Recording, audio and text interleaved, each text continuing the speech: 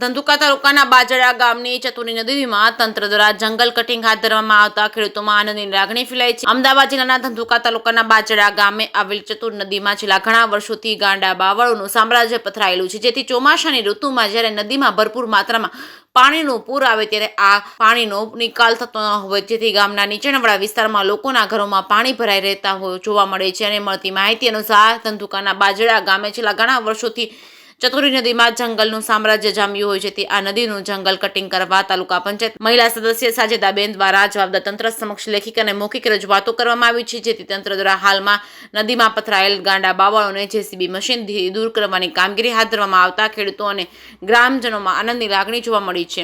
જે કેસની ગુજરાતી સાથે આશા ટીમ્બલિયા, ધંધુકા। મારું નામ સંગરિયાત નાસિર, પ્રતિનિધિ બાજડા। આપ કેટલા સમયથી રજૂઆત કરતા હતા? હું આશરે લગભગ 3 વર્ષથી જંગલ કટિંગ કરવાની રજૂઆત અલગ અલગ ડિપાર્ટમેન્ટમાં કરતો હતો। સ્ટેટ, માર્ગ મકાન, પંચાયત, સિંચાઈ વગેરે વિભાગમાં કરતો હતો અને છેવટે બાવળા એરિગેશનની અંદર તેનો નિકાલ આવેલ છે અને આ જંગલ કટિંગથી બાજડાના ખેડૂતોમાં ખુશી અને ઉત્સાહનો માહોલ છે।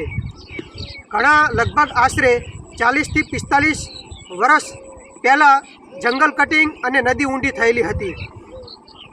પછી આજે 2025ની અંદર જે જંગલ કટિંગનું કામ શરૂ થયું છે તેમાં ખેડૂતોને એક તો વાવણી વખતે ભૂંડડાના ત્રાસથી અને પાક આવતી વખતે ભૂંડડાનું નુકસાન હતું, તે નુકસાનમાંથી મુક્તિ મળશે અને પાણી આવવાથી નીચાણવાળા વિસ્તારમાં જે પાણી ભરાઈ જતું હતું તે પાણીનો પ્રવાહ ઓછો થઈ જશે અને નદીમાં વહેવા માંડશે।